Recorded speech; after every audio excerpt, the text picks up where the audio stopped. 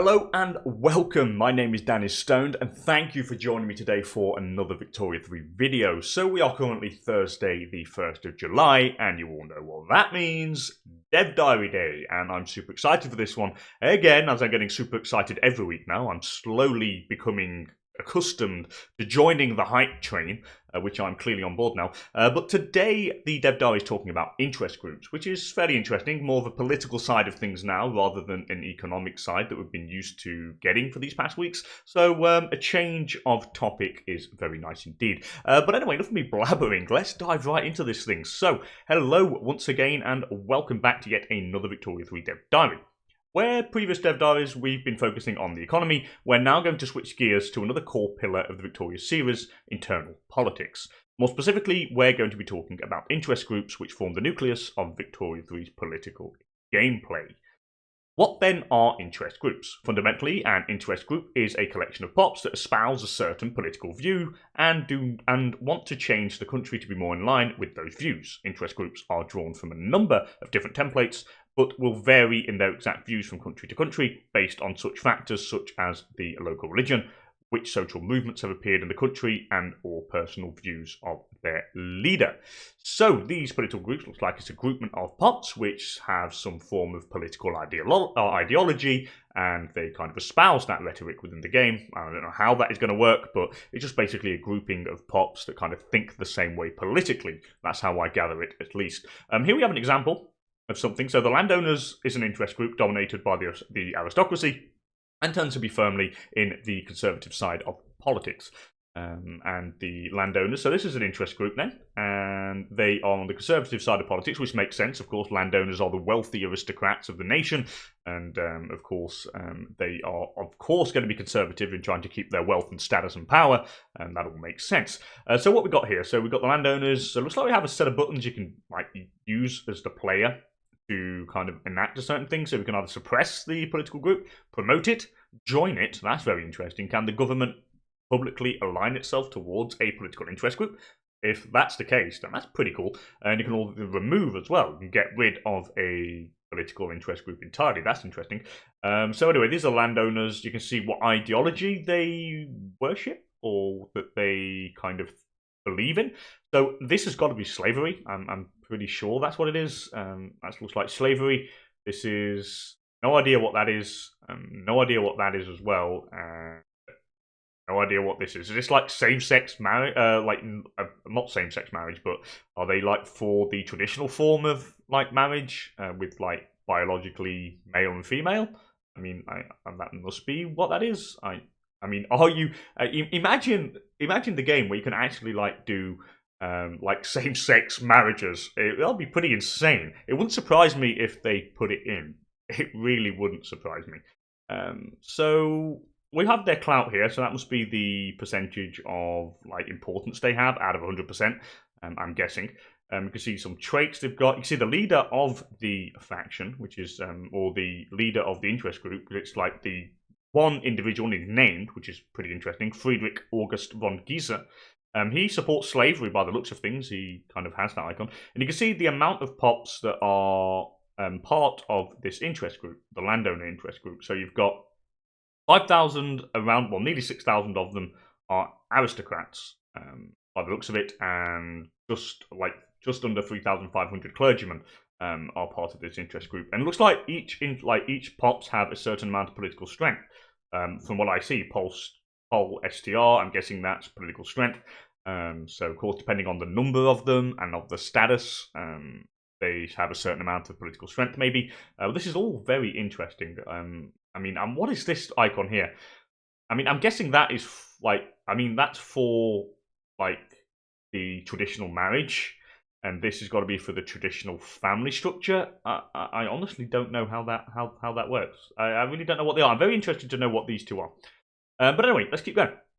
So, as mentioned, interest groups are fundamentally made up of pops. All individuals in all pops are either members of an interest group or politically inactive. So, you can have one or the other. So, you're either part of an interest group or not. So, it looks like there's no in between. With the ratio in each based on factors such as profession, wealth, literacy, etc. Individuals inside pops contribute political strength to their interest group of choice. So, that is political strength there, okay? Fair enough. to the interest group of choice, with the amount they contribute, again, dependent on multiple factors, the main ones being their material wealth and status and or votes. They are offered under a nation's power structure, which makes sense, of course, in a more kind of conservative nation with less kind of socialistic laws, I would say. The people with the more wealth do concentrate the more power, and of course, the people with wealth have more political strength than people with that don't have the wealth, like poor old labourers, for example. They're obviously going to have much less political strength than the rich aristocrats who have a direct say in the ruling of the nation. So all that is pretty cool. For example, a single wealthy aristocrat in an oligarchy will provide hundreds or even thousands of times the political strength of a poor labourer. So yeah, there we go. That's exactly what I said. The total political strength of all pops in an interest group is what gives it its level of clout. The amount of political weight it can assert on the country and the government. It's important to note, though, that pops that are not unified in which interest groups they support. Individuals within pops are the ones who decide their interest group, and a single pop can potentially have individuals supporting every interest group in the game in different numbers.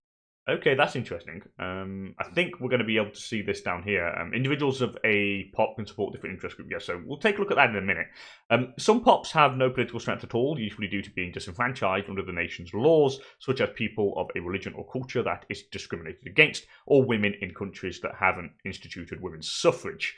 These pops are outside the system, so to speak, unable to demand reform through regular political system of interest groups, and instead of having to rely on other methods to put pressure on the government, but we won't focus on those today. Okay, so looks like the people who are kind of being discriminated against, they don't have any political clout by the looks of things, and they can't demand reform. Unless apparently they have other ways of doing it, like women, for example. They're going to have, I'm guessing there's going to be some kind of women's suffrage movement that comes into the game at some point through an event or something that is going to then allow this kind of category of pop so the women be able to demand reform, maybe strikes, women's strikes, I have no idea. But all that is very interesting. But coming back to the the different political strength of the different kind of pops, of course, it does make sense again here with the aristocrats have more clout in an oligarchy than a poor labourer, and that all makes sense. But it also says here that the pops, individual pop units, so not the overall pop group, but the individual pops in a certain pop group, can support different interest groups. And looking at this screenshot down here, you can see, for example, that I have no idea which pop group this is part of. You can see that it breaks down the interest group membership of this pop. So, it could be anything from shopkeepers to labourers to, I have no idea. All I know that they're Swedish, they're from the state of Svealand, and they're Protestant, and they have a literacy rate of 90%, so I'm guessing it's going to be the higher echelons of society. It would make sense if it did. The standard of living is secure as well. It also kind of points towards being the upper echelons of society, maybe aristocrats or something like that. And we can see that they're divided into different interest groups. So the primary interest group of this pop's industrialists, so I'm guessing that these are going to be the aristocrat industrialist with capital that are kind of operating the factories and stuff. And 59% of this pop category, which I'm going to call aristocrats because I think that's what they are, belong to the industrialist interest group. We have 25% of them that are part of the petite bourgeoisie, 10% of the intelligentsia, and 4% of the Church of Sweden. 119 of the pops are politically inactive and do not support any interest groups. I'm guessing it's got to be the women, maybe, the women and children, I'm guessing. And 3,004, just under 3,500 pops are disenfranchised dependents that cannot participate in politics. All this is very interesting indeed. Anyway, let's go down. As mentioned above, interest groups have a number of ideologies which determine their views on which laws the country should or should not enact. Different interest groups will have different ideologies. The landowners are significantly more conservative than the trade unions, for example. Shocking, I know, but it does make sense. But these are not entirely set in stone. They can change over the course of the game and will also are also very based on the current leader of the interest group, who comes up with his or her own personal ideology and view of the world. Additionally, some interest groups in certain countries have unique ideologies coloured by their religion and culture, such as the Confucian Scholars Interest Group in King China, which unsurprisingly espoused a Confucian ideology. Okay, this is interesting. So this goes back. We can then kind of go back to this guy here, who's obviously a leader of a political interest group, and It does say down here that it's not set in stone. I mean, where does it say this? I think it's down here. There we go. Not entirely set in stone, and they do change over based on the lead of the interest group and other factors. So, I mean, I don't know. I'm guessing that depending on the leader of a particular political interest group, it can change the overall course of the ideology of that interest group. So that's going to be interesting to see how that works out.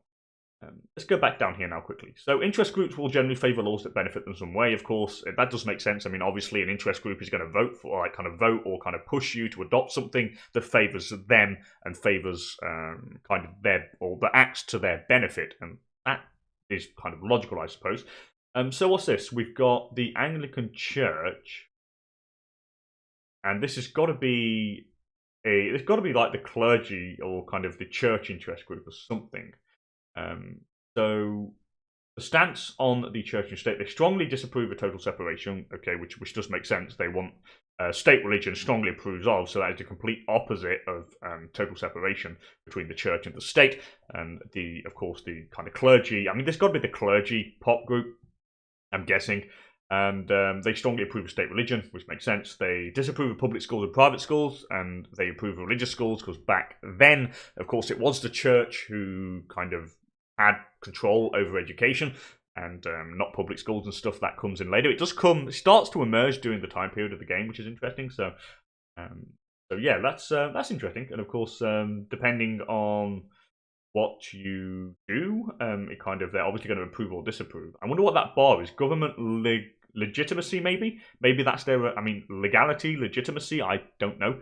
Maybe that is a bar that like kind of tells you how happy they are with the government this particular interest group is. Maybe that is something that's interesting.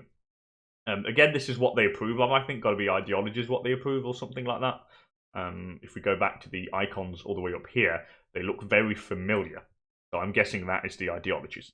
I mentioned previously that interest groups have a level of clout based on the total political strength of their constituent pops. Clout is calculated by comparing their political strength to that of the other interest groups in the country.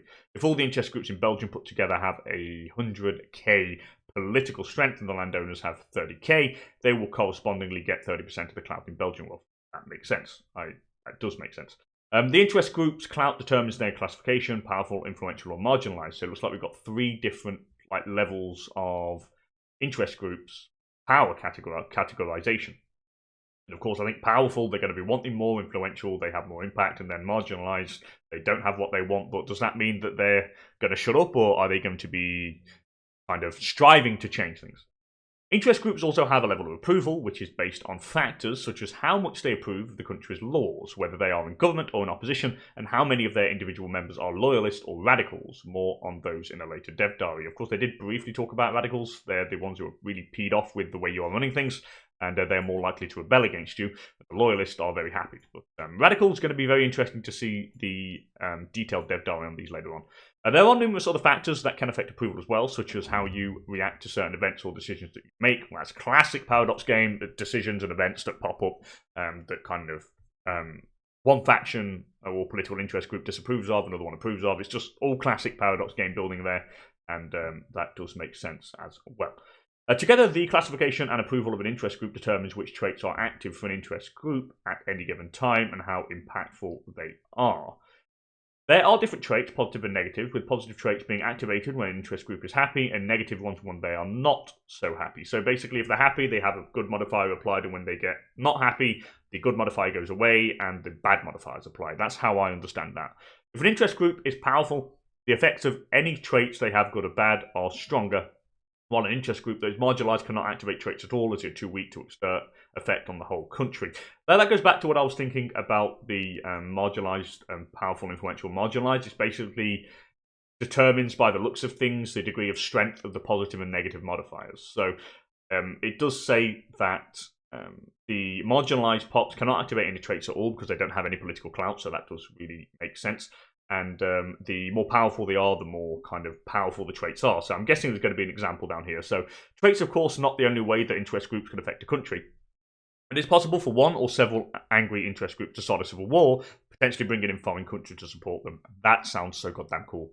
I imagine as a I'm going to say, imagine as an oligarchic Britain, you see a socialist France revolution, and you kind of go, I don't want that to happen, because potentially that rebellion will probably cross over to my borders, so I'm going to go and join in and stop the socialist rebellion. Or you could go and just support the socialist rebellion and say that you don't want a monarchy, an oligarchic, bloody elitist France on your borders, and you want to turn it into some socialist utopia, and you can go and help the rebels over there. And that is something that I think is potentially really cool. But anyway, here's an example. So keep the aristocracy happy, and they'll be more willing to reinvest their hard-earned cash in the country. So an example of the kind of positive modifiers you get if they're happy, and the negative modifiers if they're not. So noblesse oblige, or noblesse obligée, exactly in French. It says it's inactive, so maybe this is one of the bonuses that would be active if the approval of the Junkers is at least 10. Junkers, where's that? Is that the Dutch? Junkers is. I honestly don't know. I don't know why I've got Dutch in my head. Maybe it's in a class of Dutch aristocracy or something. But if this bonus was active, which it isn't, aristocrats would put 20% aristocrats' investment pool contribution, so maybe they'll invest their cash into state infrastructure and stuff like that. Since this group is powerful, their interest group traits have 100% stronger effect, so of course the kind of aristocrats, or the noblesse, if you wish, are powerful, of course, so their bonus would be more powerful. But in order for it to take effect, the Junkers cannot be marginalised. They're not, of course, because they're a powerful group. It says that they are powerful. And but their approval needs to be plus 10, and they need to be loyal. Apparently they're not at the moment, so of course this bonus is not active. Makes sense. So once they hit the loyalty threshold, then this bonus would be activated. Since they're not loyal, I don't know if there's a negative effect or not. It doesn't really show us at the moment. I think, is this their political clout? Maybe that's their. I don't know if that's their political clout. I can't remember. This is their ideology traits. Is that imperial, empire, monarchy? I have no idea what that is. What is that tree? I don't know what that is. I really don't know what that is. I have no idea. Anyway, now something that's been hotly debated topic in the community in regards to interest groups is political parties and whether they'll be part of Victoria 3. So I want to briefly touch this. Now, I have no idea what political parties are, and I've never played Vicky 2, so what I do know is from going through the Reddit, for the subreddit for Victoria 3, is that people have been, or were pretty peed off when they first said that there would be no political parties in the game, and I know a lot of hardcore Vicky 2 fans were kind of not very happy about that, and I honestly don't know what political parties bring, to be honest, so I can't have an opinion on that, to be fair. So I'll be interested to know. Let me know in the comments below if you don't mind. I'd like to know what the political parties are in Vicky 2 and how they work. It's something that I'll be very interested to know. What I can tell you, though, for now, is that we're currently looking into a solution where parties can form in certain countries as constellations of interest groups holding a shared political platform. So it looks like they're trying to implement something where multiple political interest groups come together to form some form of shared political platform. I mean, maybe that's the compromise they're going to be working on in implementing some form of political parties into the game. Who knows, but it looks like it's the way they're trying to do things. This is something that's by no means fully nailed down at this point, though, so don't take this as a 100% firm commitment to how they would function. What I can tell you is for sure that we'll come back to this in a particular topic later. So yeah, it's not a sure thing, but it looks like they're working on it, and they're definitely going to try and implement something to do with political parties. But again, I can't really elaborate on that too much because I don't really know anything about political parties in Vicky 2, so I will abstain from giving my opinion on that for the moment. But I do like to see when the devs do listen to the fan base, and I know a lot, and like pretty much all of the fan base were kind of going, no, we want political parties. So it's good to see them listening. But anyway, that's all for today, though. We'll certainly be coming back to the subject of interest groups and looking at the different types you'll encounter in later dev diaries. With July and summer vacations coming up, we're going to take a short break from the dev diaries, but we'll be back on July the 22nd as Mikhail returns to continue talking about politics in Victoria 3 on the subject of laws. So, it looks like we're going to have a little bit of a break, a couple of weeks break, 2 weeks break until the 22nd of July, and then we'll be diving right back into the dev diaries on the subject of laws, which again, I'm super excited about. I'm totally on the hype train now, I really am. The potential and possibilities for the game as we are presented seem to be massive, and I really can't wait to take part of this, and I will be looking forward to this, the next dev diary, really, really impatiently. I've got to wait 2 weeks, goddamn. This last week was long. Waiting for a week to have, like, the next dev diary is long. This is going to be a very long wait. But anyway, enough of me blabbering and rambling. Thank you so much for joining me. If you enjoyed the video, then please don't hesitate to smash that like button down below. And if you want to see some more Victoria 3 content, then please do consider subscribing to the channel for more. And with that said and done, thank you so much for joining me, and I'll hopefully catch you all in the next one. Bye for now.